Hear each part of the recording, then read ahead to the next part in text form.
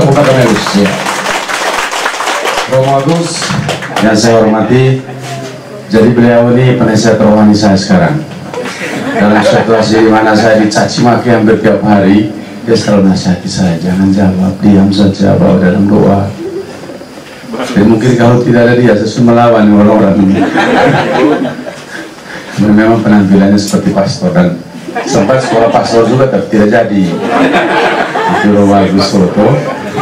Jadi kemudian Ibu Agnes, Nana, Sipri, dan semua tim dari Madur dari kecamatan Nagrembong ini, kemudian di kelurahan relawan dari Madur, kemudian ibu-ibu kipas, komunitas ibu pemilih cerdas ada juga di sini. Kemudian yang saya banggakan Bapak Romanus sebagai guru.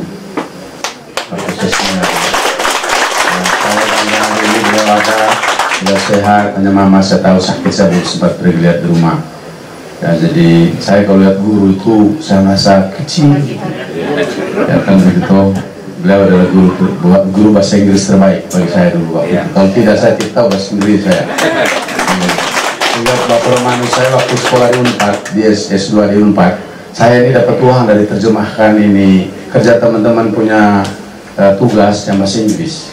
Gitu. Sehingga saya bisa dapat uang untuk kemudian saya bisa ya macam-macam lagi di Bandung. Jadi karena Bapak Romanus, kemudian Bapak Mama dan kakak adik semua, saudara-saudara yang saya hormati, saya banggakan. Pertama saya mohon maaf karena mungkin saya yang paling terbelakang datang dari terlambat ya.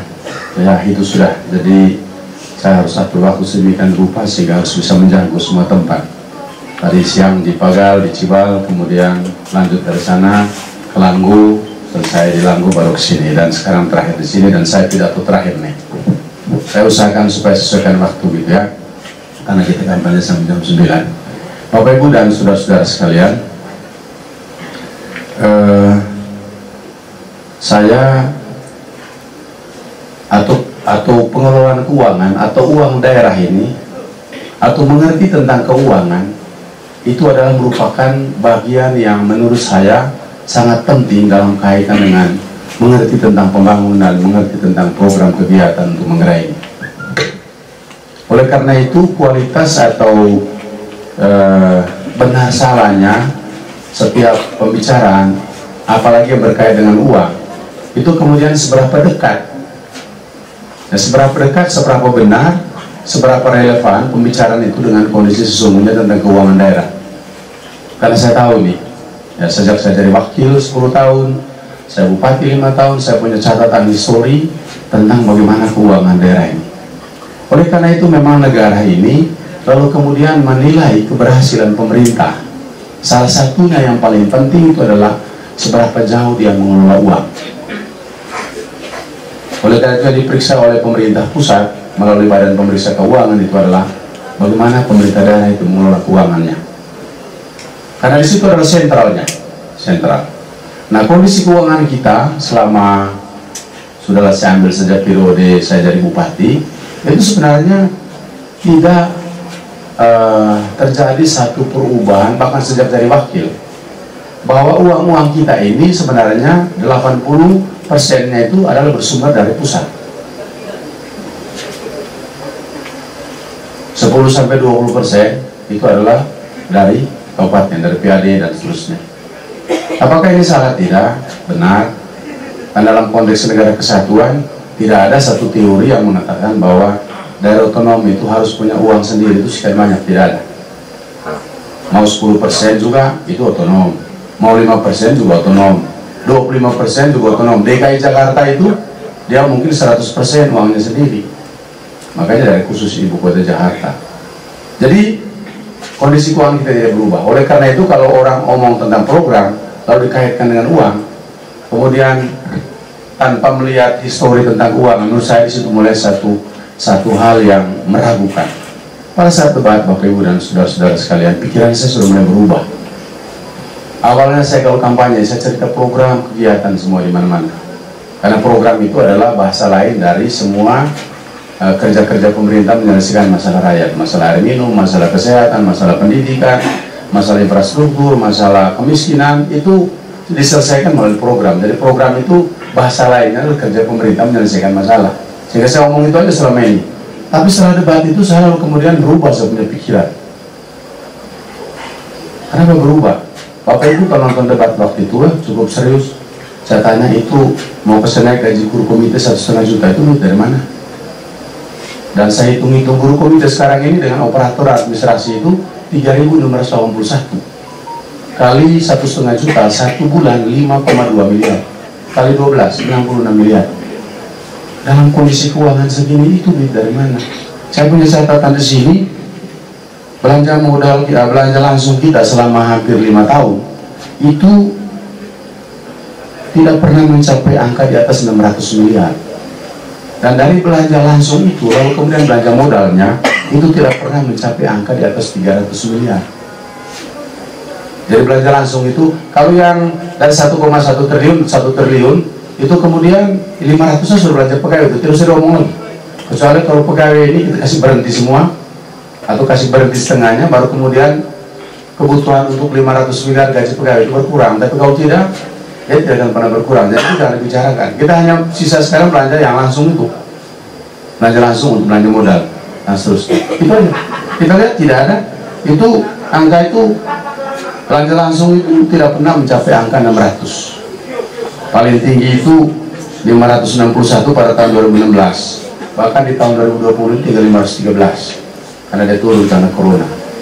Tapi ketika misalnya waktu itu debat, dia mengatakan naik gaji guru komite 1,5 juta, menjadi pertanyaan saya, ini dari mana? Dia tidak bisa jawab. Karena program ini kan program nih, menyelesaikan masalah, meningkatkan pendapatan dari guru. Tapi duitnya dari mana? Tidak bisa jawab. Artinya apa? Apa yang kita bisa sampaikan? Kata apa yang kita bisa katakan dengan situasi seperti itu? Tidak ada duit, tapi bilang kasih naik. Bapak Ibu yang tahu, ini kan orang kota semuanya. Kemudian yang kedua, saya tanya lagi, ini mau kasih 1 juta petani milenial. Hitung-hitung petani milenial dapatnya 100 miliar lebih. Saya tanya dari mana duitnya? Kemudian nomenklatur apa? Karena uangnya kalau sampai di rakyat, sampai di masyarakat itu ada punya jalan. Ada hibah, ada hibah, kemudian ada belanja bantuan sosial, ada bantuan program kegiatan. Nah, sebelum itu saya tanya dari mana uang? Ada bilang nanti kita investasi di PT MMI, di perusahaan daerah. Hasil investasi itu baru kemudian untungnya kita bagi kepada petani. Sebelum Anda berbicara soal putar-putar uang investasi di PT MMI, itu sumber uang itu dari mana? Sementara saya bilang dalam pengelolaan perusahaan daerah, saya ini, karena ini adalah perusahaan daerah milik pemerintah daerah, maka pemegang sahamnya adalah bupati, bukan Kamil Sudeno ya, bupati, karena jabatan. Sehingga kalau ada rencana bisnis tahun depan, itu mestinya saya setuju dulu. Tidak ada rapat pemegang saham 2020 untuk menyetujui itu, tidak ada. Berarti bohong kan? Ngomong ini kan bohong, tidak ada. APBD itu tidak. Kedua itu kalau uang itu di PT MMI ya ada investasi untung, tidak bisa bagi langsung, masuk di APBD dulu, namanya dividen. Bagaimana bagi langsung? Bohong juga kan? Bapak Ibu dan saudara-saudara, kenapa ini penting saya bicarakan? Semua hal yang dibicarakan yang tidak relevan dengan APBD, dengan pengelolaan keuangan negara, maka itu bohong. Koperasi membantu dari APBD, tapi saya lihat mekanismenya di mana-mana orang bilang anggota koperasi nanti dikasih uang kumpul KTP. Bapak Ibu dan saudara-saudara sekalian, kalau mau dapat bantuan koperasi, itu koperasinya itu harus badan hukum dulu. Bukan semua orang yang ada di lagi naik demo koperasi, lalu pelihara babi di kanan koperasi, lalu kemudian dibawa polisi sama sana koperasi, dan cek utuh koperasi. Tidak ada mekanisme begitu. Saya sedih saya. Ya, karena apapun yang kita bicarakan dalam program kampanye pilkada ini, itu selalu kembali ke sini, ke APBD. Begitu dia sudah tidak menyentuh ke APBD, maka itu bohong. Lalu kemudian saya sadar begini Bapak Ibu, hasil survei dan semua juga tahu, kalau ditanya di otaknya dari apa alasan Anda memilih bupati, jawabannya itu adalah karena dia sudah berbuat dan apa yang dia buat sudah saya rasakan. Tadi sudah disampaikan oleh Romo Agus ini. Ada seorang ibu merasakan mandi karena dulu air susah, dapat air keran sekarang. Kemudian dia kita toro naik motor, waktu melahirkan dia itu dapat ambulans sehingga dia bisa tertolong, tidak meninggal. Dari masing-masing pribadi ini merasakan hasil pembangunan, itulah menjadi dasar dia juga untuk memilih. Kita pikir kampung, hampir seluruh kampung memang begitu kenyataannya. Di Batu Akapu, seluruh kampung itu pasti dibicarakan. Itu ungkapan-ungkapan yang keluar dari setiap tuturan orang-orang tua. Dan setiap pribadi merasakan itu. Ada yang anak sekolahnya dapat beasiswa, ada yang dapat BLT, ada yang dapat PKH, macam-macam lah. Dari apa yang kita buat, lalu kemudian itu dia rasakan. Itu hasil survei itu. Lalu kemudian yang kedua pengalaman, berpengalaman. Yang ketiga itu mereka percaya orang yang omongnya sama dengan apa yang dia pikir dan dia buat, integritas. Tapi menjadi pertanyaan begini, ada orang yang belum pernah berbuat, belum ada pengalaman, kemudian sudah dua itu aja, tapi dipilih. Lalu kenapa? Itu artinya ada orang yang percaya dengan yang omong-omong tadi itu. Nah, karena mereka tahu ada yang percaya ngomong yang kayak gitu walaupun tidak relevan dan tidak bisa dipertanggungjawabkan kalau kita kaitkan dengan APBD, tapi dipercaya. Janji koperasi dipercaya, janji kasih naik gaji guru komite dipercaya, janji rumah sakit pertama dipercaya. Orang-orang di Riau sana, orang-orang di IT, karena mau dibangun sana rumah sakit pertama. Sementara di peraturan Menteri Kesehatan tahun 2012, kalau bikin rumah sakit pertama itu rumah sakit tipe D, itu ada syaratnya. Syarat pertama itu untuk daerah tertinggal. Kita ini bukan tertinggal lagi, kita ini sudah keluar dari ketertinggalan dengan peraturan Menteri Desa tahun 2019 kemarin bulan Juli. Tidak bisa. Yang kedua, dia itu daerah terpencil, daerah perbatasan. Perbatasan di mana itu teh? Perbatasan negara maksudnya. Memangnya Manggarai Timur itu adalah bagian dari negara kah? Atau negara Manggarai Timur? Tidak. Tidak tuh Riau. Kecuali kalau Dampek itu negara Dampek. Ya, maka dia perbatasan dengan Riau. Boleh bikin rumah sakit pertama di situ. Yang ketiga itu tidak punya rumah sakit. Manggarai Timur tidak ada rumah sakit ya. Makanya bikin pertama. Labuan Bajo tidak ada rumah sakit. Pemerintah. Kecuali Siloam. Bikin pertama. Karena itu nanti embrio untuk rumah sakit tipe C. D, C, B, A. Ini sekarang C kita punya, mana ke B? Tidak. Atau ada rumah sakit umum seperti Benboy, tapi akses ke situ susah karena rawa-rawa, karena hutan belukar. Tidak ada rawa-rawa yang menghalangi Iteng dengan Ruteng. Tidak ada hutan belukar yang menghalangi Riau dengan Ruteng. Tapi bisa saja dari itu percaya, kita besok dekat sudah rumah sakit pertama. Baru lagi tamu-tamu nanti spesialis lengkap semua saya taruh di sini. Jadi bapak mama berbuat belum, mereka rasakan juga belum. Tapi lalu kemudian orang bisa memilih bukan karena itu, karena yang janji-janji tadi. Saya kalau janji itu benar dan untuk menilai kebenarannya tadi relevansinya dengan anggaran itu gimana. Tapi kalau misalnya petani milenial 1 juta, lalu kemudian hitung-hitung 103 miliar, cari di APBD dari mana posnya? Tidak ada. Sampai kapanpun tidak ada itu. Kan itu. Kecuali kalau dihentikan semua pembangunan infrastruktur, lalu kemudian itu dia bang. Sementara di satu sisi saya baca bahwa mereka mau bikin selesai semua bangunin jalan perbaik 1 tahun. Di satu sisi mau perbaik jalan 1 tahun, tapi sisi lain kita 1,5 juta untuk ini petani milenial, 1,5 juta untuk guru komite. Itu gimana ceritanya, logikanya di mana? Tapi Bapak Ibu, bagi kita, bagi saya, bagi Bapak Ibu, itu bisa melakukan satu analisis tentang ini barang. Tapi kalau orang di kampung sana, orang di Riau misalnya begitu, wih kami Pak mau bikin rumah sakit pertama sudah ini. Ada rumah sakit pertama keren, itu ada rumah sakit dokter yang lengkap. Sehingga kita ini kalau sakit gigi tidak perlu lagi di atas medicine. Itu jadi yang begini-begini inilah yang maka setelah debat itu saya lalu berpikir sekarang ini sudahlah tidak usah ngomong program lagi saya ini. Ya kan, jelas program kegiatan saya tahu. Kenapa? 5 tahun ke depan itu bagian dari saya punya perencanaan untuk 2016, 2021 sampai 2025. Itu satu periode perencanaan di RPJP. Sudah ada itu. Pasti saya kerjakan itu.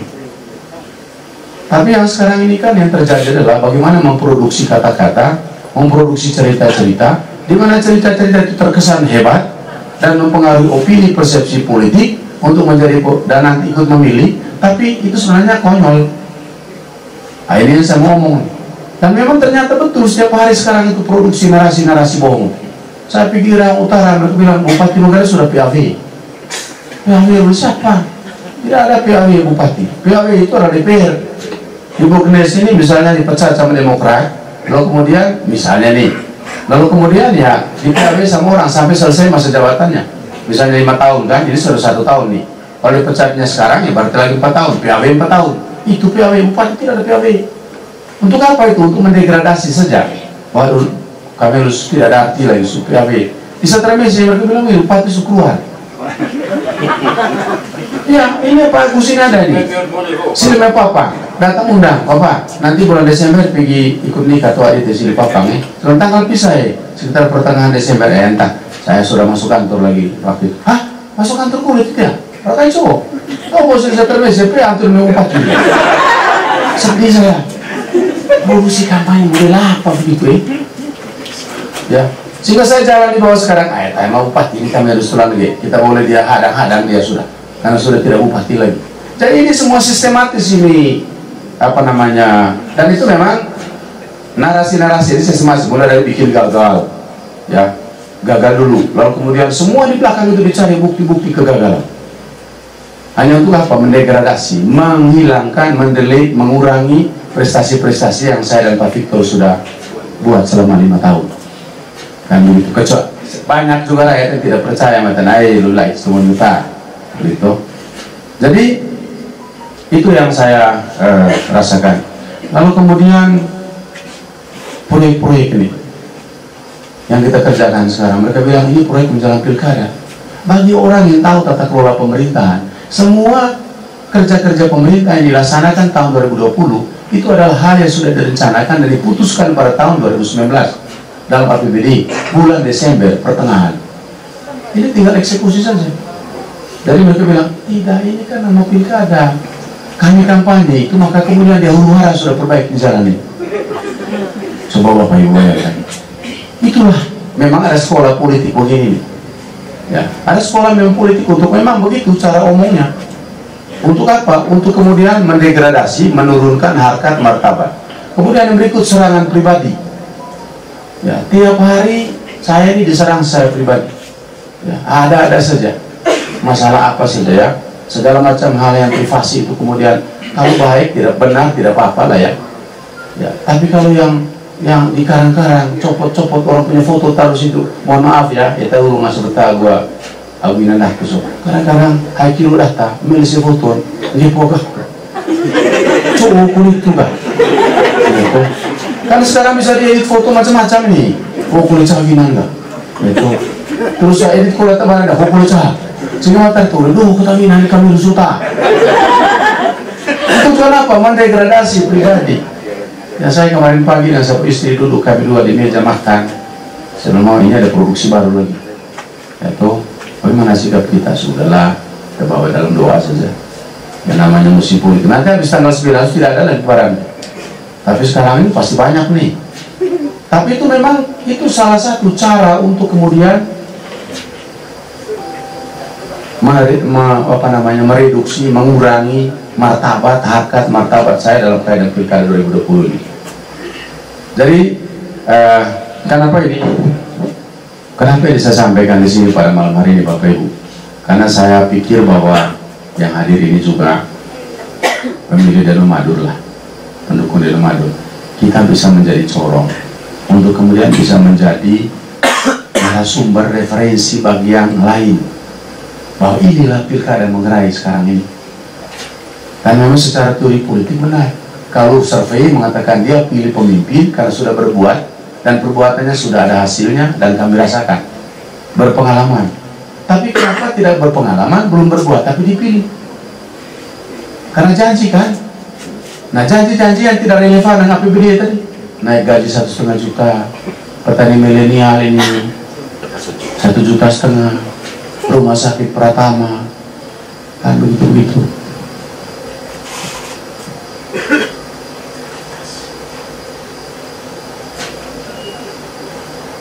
Sehingga saya bilang memang di pilkada ini banyak sekali tokoh-tokoh dalam Injil itu, dalam Alkitab itu sudah tampak juga. Yang pertama misalnya Yudas. Yudas ini kan jual temannya karena uang. Asal nih? Dia butuh uang kan? Itu kalau dalam asal ada Bapak Romanus. Karena butuh uang kan Yudas ini. Butuh sayang, lalu kemudian pika teman foto. Memang gue telah Pak Romo Agus Romo. Hello. Saya suruh politik kayak teman gue Yudas tak pakai kulit cowok. Salah gue beli tanah, beli baru, beli auto. Atau mungkin juga sampai patola, kita udah khususnya sampai tainang suasana. Salah gue kawit ini berubah cara. Tidak sobe. Naik kalau tak Romo matan kemana? Kalau penjelasan itu nih Yesus. Mata pikir tadi sekolah kitab apa coba dalam teologis terbaik sih. Banyak Yudas. Ya, orang yang selama ini dengan saya dekat sekali. Kami sama-sama urus ini pemerintahan ini. Lalu pada titik tertentu, saya ini kalau mau buka semua saya ini bupati, jadi saya tahu itu bukan cuma 1, ribuan. Ya, karena saya bilang saya bupati, telinga saya itu kalau kamu 2 saya punya banyak, mata saya kamu 2 mata saya ada mata 6, 10 begitu, saya tahu banyak. Cuma kan tidak bisa saya sebagai pejabat publik lalu kemudian hanya untuk kepentingan jadi bupati semua saya buka hal yang rahasia negara, itu kan tidak boleh begitu ya. Tapi itu demi uang tadi, rahasia negara juga dibuka-buka. Nah itu kan di Riau tuh kampanye ini untuk nelayan ini ada uang 2 miliar itu hari sudah dianggarkan, tapi dicoret oleh Kamelus supaya nelayan tidak suka dengan saya kan begitu. Itu di Laos ada videonya itu, ini dulu ada proyek ini tapi Kamelus coret kan begitu, supaya orang Laos tidak suka saya karena coret proyek. Salah kampanye kok mau begitu sih, mau jadi bupati begitu. Aduh, ini bukan sih bohong. Kemudian ini di Kecamatan Ruteng. Jadi ada satu bapak tua di saya ini kan karena sudah wakil 10 tahun juga 5 tahun bupati, jadi di kampung-kampung banyak orang-orang yang saya kenal, orang-orang tua di kampung tuh. Jadi ada satu namanya Bapak Kakak Dami, Om Dami di apa? Ngorong. Macamnya bupati. Uji tahu mau tidak tahu. Tapi cuma gua bupati. Masa sih cuma ni ya, cuma ngai taya. Ya tahu. Cok. Dari tak polisi. Cuma ni sini ngorong. Orang minta ada nama tu kami. Ayo tahu itu. Baru sosili polipanedia, listrik mana, MCK ada. Dulu tidak ada, baik ini lancar. Kemudian Rabato Silio sudah selesai dikerjakan. Kolega guru pada aspal bersih salam. Dan oleh itu salah keliru gitu. Kalau aspal itu sih lalu. Baca kampanye dah, ini tidak pandai huru-haran ya pandai aspal. Ini omong nih depan saya ini. Tunggu itu tunggu. Antara polisi, tunggu sudah timpo calon desita. Tapi minimal kan mestinya calon juga tahu kalau bohong-bohong. Kami ini kan Jurkanso kan jalan dengan saya, tahu saya. Nek kalau ngomong itu salah, tidak boleh itu. Tapi kalau bisa dibiarkan itu artinya saya juga tahu bahwa itu boleh loh. Saya bilang tahu Dami, proyek-proyek Soa Tamangarso itu sudah ditetapkan tahun 2019. Hanya tinggal eksekusi saja, bukan sekarang. Sekitar 3-4 hari yang lalu. Pokoknya saya sekarang tiap hari lihat saja cerita, bohong apa lagi? Jujur nih. Jadi saya menjelang tanggal 9 ini tiap hari baca HP, baca bohong. Oleh media online juga, media sosial.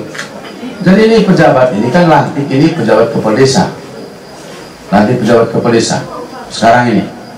Karena saya ini tahun mekarkan 30 desa. Tahun 2019 ada 22 desa. Jadi waktu saya cuti, saya baru selesai pada menetapkan peraturan bupati tentang pemekaran desa persiapan. Lalu itu dikirim ke Kupang, supaya kemudian Kupang kasih namanya register, nomor register. Itu kalau Bapak Ibu punya NIK, itu kan ada 000, 010, 050, itu ada kode wilayahnya, kode provinsinya, kode kabupatennya, kode kecamatannya, kode desanya. Itu ada yang itu nik itu. Nah, kita mau minta itu di provinsi. Makanya saya belum bisa langsung tetapkan pejabat sementaranya. Nah, karena saya sudah cuti, lalu kemudian sudah dapat itu nomor register, lalu sudahlah ditetapkanlah pejabat sementara di desa persiapan. Kemudian mereka pergi lantik. Waktu itu mereka ke rumah, saya bilang sudah. Mereka bilang, Bapak, tunggu Bapak masuk dulu baru lantik. Saya bilang, jangan, lantik aja. Karena begini, kalau dilantik sekarang, ini bulan Desember ini kan desa-desa juga membahas APBDes. Sehingga demikian pejabat kepala desa di persiapan juga ikut terlibat dalam bahas APBD, sehingga kemudian nanti di situ dirunding. Dari uang ini berapa untuk induknya, berapa untuk desa persiapan. Sehingga ada pejabat kepala desa persiapan hadir di situ. Sebab kalau nanti saya masuk tanggal 5, itu mungkin APBDes-nya sudah mau rampung, mau rubah lagi kan susah. Lantik aja. Sudah, mulai lantik sama pejabat. Saya telepon pejabatnya. Saya bilang, Pak pejabat lantik aja. Lantiklah mulai jalan keliling-keliling. Pertama pergi Satamesi Utara. Mereka bilang, ini buktinya kami sudah tidak bupati lagi toh. Yang datang lantik ini adalah pejabat. Kemudian ini desa persiapan ini bukan Kamelus, ini persiapan ini dari pejabat yang mekarkan desa ini. Coba bayangkan. Lalu kemudian pergi di itu Silir Satamesi Utara. Kemudian kira-kira kemarin atau 2 hari yang lalu itu ke Riau Barat. Riau Barat lain lagi. Ini desa Mekar ini karena DPR ini DPR yang sebelah punya itu yang dukung mereka itu lah. Sekarang itu DPR saya ketemu besok saya masuk lagi saya ketemu DPR sama kau yang tipu-tipu di bawah. Ya toh. Kalau rekamannya besok saya ngomong, janganlah bohongi rakyat begitu tuh. Tidak ada urusan dengan DPR. Mekar desa itu rakyat punya aspirasi, ajukan kepada bupati, saya bentuk tim, periksa, memenuhi syarat, saya buat peraturan bupati Mekar desa. Memang gue bisa kalau nanti sudah diverifikasi oleh provinsi memenuhi syarat, waktu saya buat PRD tahun depan, baru DPR terlibat. Itu pun bahas di atas. Gitu. Karena DPR punya, bukan Kamelus punya, bukan bupati punya. DPR punya, itu Mekar desa. Jangan rute ini yang dibikin, itu ke bawah itu. Mereka tulis di Golusam, terima kasih Pak Penjabat.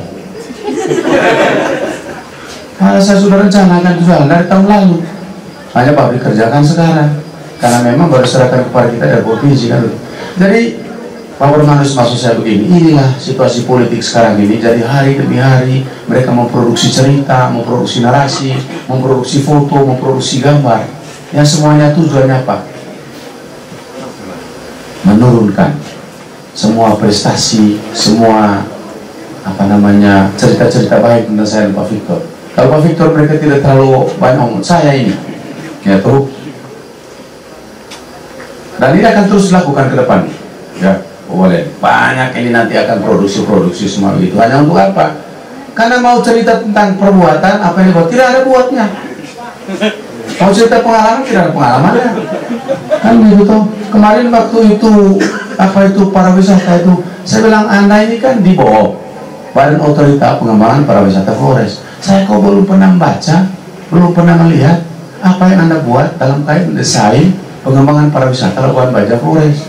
Di mana dalamnya ada peta menggerak itu di mana. Sehingga ini penting untuk kita menentukan strategi kebijakan pengembangan pariwisata. Tidak ada toh, jangan tunggu jadi bupati dulu berbuat.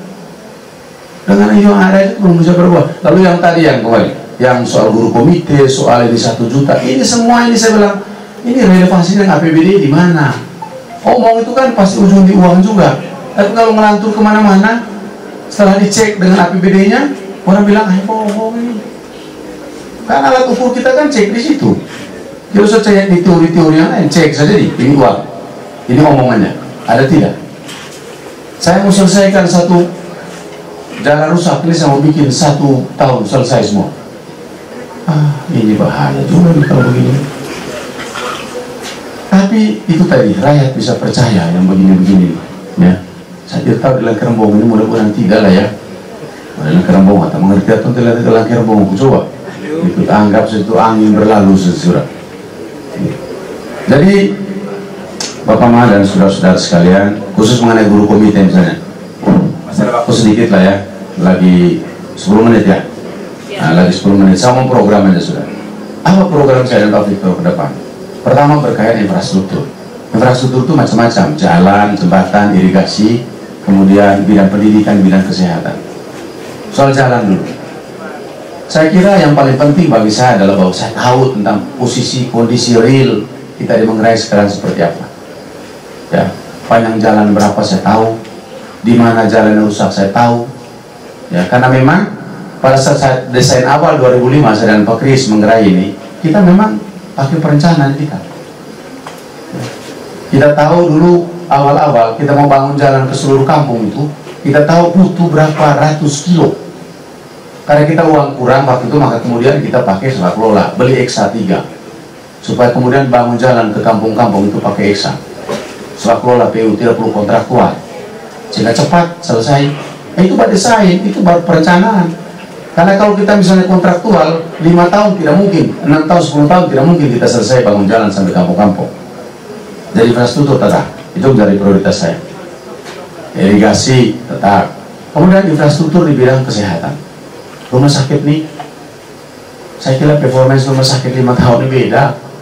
Itu instalasi-instalasi lengkap sekarang, itu bedah, radiologi, farmasi, instalasi cuci darah lengkap di sini. Ke depan mungkin kita akan, bukan mungkin, saya hasil diskusi dokter spesialis, ke depan kita akan rujukan jadi rujukan jantung. Minimal pasang ring, tidak harus ke Jawa, di sini aja. Karena kita spesialis lengkap, penyakit dalam ada, bedah ada, anestesi, patologi klinik ada. Kemudian puskesmas rawat inap kita bangun di mana-mana, di Iteng, di Ditor, kemudian di Loce, kemudian di Lemarang. Nah, kita tahu bangun puskesmas, saya anak Manggarai yang sekarang lagi kuliah di kedokteran, saya bayar, saya biayai gratis, pulang nanti taruh di puskesmas. Setelah di puskesmas, spesialis kirim lagi jadi spesialis. Itu apa? Yang untuk rakyat di bidang kesehatan. BPJS, rakyat Manggarai sekarang yang punya BPJS yang 323.000 udah 354. Yang lainnya gimana? Jam kesedap, sakit, surat keterangan, masuk rumah sakit gratis. Itu bidang BPJS. Lalu kemudian yang berikut mengenai pendidikan. Ya, guru-guru ini dengan Menteri Joni, bulan Juni yang lalu kita sudah sepakat bahwa semua blank spot di Manggarai akan dibangun tower. Dan kalau sudah ada tower, maka kita akan wifi gratis kan SD, SMP, SMA. Guru-guru juga harus belajar teknologi. Dan sampai gurunya murid susu online, suruh online, dan murid gurunya tidak bisa buka komputer, kan susah ini. Sehingga kita ada program pelatihan guru 150-200 setiap tahun latih. Nah, supaya mereka juga bisa. Hanya tahun ini tidak bisa menurut Menteri Kominfo karena corona. Diharapkan tahun depan itu blank spot semua di Manggarai itu akan dibangun tower telco. Kemarin waktu habis ini syukuran Bapak Uskup kita bangun satu di apa itu di BMC langsung. Hari ini syukuran Uskup 3 hari lagi bangun tower di situ. Langsung minta Gubernur minta langsung dengan Pak Menteri. Jadi ini bidang pendidikan. Ya. Kemudian guru-guru peningkatan kapasitas mereka, guru komite. Tahun depan ini itu guru-guru tamat SPG itu kemungkinan pensiun karena umur 60 tahun. Ratusan. Bagaimana untuk mengisi guru? Semua guru komite yang memenuhi syarat saya mau dorong untuk menjadi P3K. Ya, menjadi pegawai pemerintah dan kontrak kerja. Kan begitu. Nanti bilang uang dari mana? Kan pertanyaan begitu juga. Uang dari mana? Sekarang kita sudah kasih tambahan penghasilan ke mereka, sudah ada uangnya, tinggal tambahannya. Nanti kita hitung tambahannya. Dan begitu. Dari mana uangnya? Saya dapat insentif dari BTP kemarin 15 miliar saya. Yang 2020. Ya menurut saya itu insentif hadiah. Ya, cari uang 15 miliar dari mana? Pergi cari itu retribusi ikan kering di pasar itu sampai juga kita pensiun juga tidak akan mendapat 15 miliar. Mungkin yang jual ikan juga marah sama kita, ini ikan belum laku kok datang minta retribusi di tahun ini. Dan itu guru-guru antara lain ini rehab ruang kelas kita hitung berapa yang sekarang belum kita rehab. Ini tahun kita bangun SMP 4 lagi yang baru, satu di Lungar, satu di Borik, satu di Ruang, satu di Pagang, supaya Pak akses untuk masuk pendidikan gampang. Ya. Bidang pendidikan. Kemudian bidang apa? Ekonomi, penurunan kemiskinan. Itu tetap menjadi prioritas saya. Ketika kita keluar dari daerah miskin tahun 2019 itu karena memang jumlah orang miskin, penduduk miskin turun dari 74.000 ke 60.000 lebih. Ya, orang miskin itu hubungan rumah, kita tetap intervensi bantu rumah. Kemudian juga listrik, tetap kita bantu listrik gratis. Peningkatan pendapatan petani yang melalui, kalau sekarang petani-petani di kota ini dengan Simantri. Bapak Ibu, dengan Simantri ini sampai dengan dari 2017 sampai dengan bulan Oktober tahun 2020, omset dari Simantri 43 miliar. Saya hitung-hitung untuk 8.231 petani itu ada kenaikan pendapatan 1.550 per petani. Itu di luar dia tanam padi, tanam jagung, pelihara babi, kopi, cengkeh. Di luar itu, karena tujuan Simantri ini sebenarnya adalah bagaimana kita melakukan namanya ekstensifikasi, diversifikasi lah ya. Jadi kita perluas ini, di samping tanam jagung, padi, cengkeh, tanam sayur. Sehingga sekarang di Lao tuh mereka sudah merasakan, mereka bilang kami sekolah anak beli motor tuh gampang sekarang. Hanya memang karena corona ini lalu kemudian agak tersendat pasar di Labuan Bajo. Tapi omset 43 miliar selama 4 tahun, 2017, 18, 19, 20. Kita bagi aja, berarti 10 miliar lebih 1 tahun kan dari Simantri. Kemudian meningkatkan pendapatan ekonomi juga. Kita besok harus kasih nilai tambah di produk pertanian. Kopi ini kita maksudnya oke lah, jual gelondongan tetap. Tapi besok juga kita harus, makanya ibu-ibu kipas ini, itu besok bagi saya menjadi kekuatan besar juga ini. Bagaimana kemudian kita bisa hitung ya. Gubernur kami sudah sepakat di Labuan Bajo bulan Juni supaya NTT minum kopi Manggarai. Ini orang NTT sekarang 6,5 juta ini jumlahnya. Kalau yang minum kopi 4 juta saja atau 3 juta, tinggal kita hitung berapa gram dia minum kopi satu hari yang 3 juta ini. Kan begitu, satu hari berapa gram, tinggal bisa hitung. Oh berarti yang 4 juta ini kali sekian banyak, satu hari orang NTT minum kopi sekian ribu kilo. Itu satu hari, 1 bulan berapa kilo. Ini yang kita produk. Kalau sudah siap produknya ya sudah, kita bilang Pak Gub, ini sudah ada kopinya. Dia kasih keluar instruksi, seluruh hotel, restoran tidak boleh minum kopi dari luar, minum kopi Manggarai. Itulah masyarakat ekonomi NTT. Sudah, dan siapa kekuatan? Ibu-ibu kipas salah satunya yang terlain. Kita memproduksi, harga itu barang murah, hanya 75 juta sampai 100 juta aja. Tinggal standarnya kita buat, standar kemasan, standar proses, standar rasa, internasional. Sehingga kemudian kopi-kopi kita itu bisa masuk di Hotel Ayana, masuk di hotel-hotel besar yang ada di NTT. Itu antara lain, peningkatan nilai tambah produk. Kita ini muat ini pisang ke Bali. Setelah di Bali taruh dalam plastik, bawa tangan sini lagi. Pisang Bali asli. Kita makan itu pisang, patut pisang dari kita. Ya toh. Ini kenapa tidak bisa lagi? Saya pergi di daerah-daerah utara sana, itu petani itu 1 tahun bisa dapat kemiri 1 ton. Sehingga saya punya otak ini berpikir bagaimana kemiri ini kemudian juga jangan dijual gelondongan. Kemudian kita harus pengadaan mesin-mesin pemecah kemiri yang canggih, yang kemudian kalau dia pecah kemiri tidak pecah-pecah juga. Itu untuk meningkatkan nilai jual dari produk-produk pertanian. Itu antara lain. Sebenarnya saya mau ngomong dari A sampai Z yang begini-begini, tapi kan saya terganggu dengan yang tadi tipu-tipu dong tuh. Akhirnya saya bilang, saya lebih kelawan ini penipuan entah. Gitu ya, kira-kira gitu. Maksudnya yang paham ya. Jadi ya, terima kasih banyak teman-teman Pambas.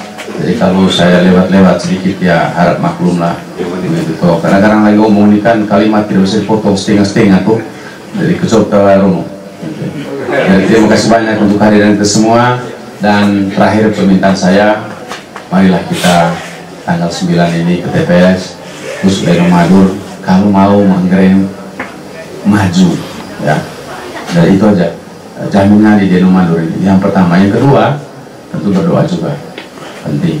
Yang ketiga, masing-masing rumah jaga diri, jaga tetangga begitu. Karena saya punya kekhawatiran ya bisa muncul hal-hal yang di luar juga yang akal sehat kita begitu ya, gitu. Karena dengan narasi-narasi yang sekarang ini kan saya kemudian mempunyai satu kesimpulan sementara bahwa kemungkinan lain juga yang irasional itu bisa terjadi.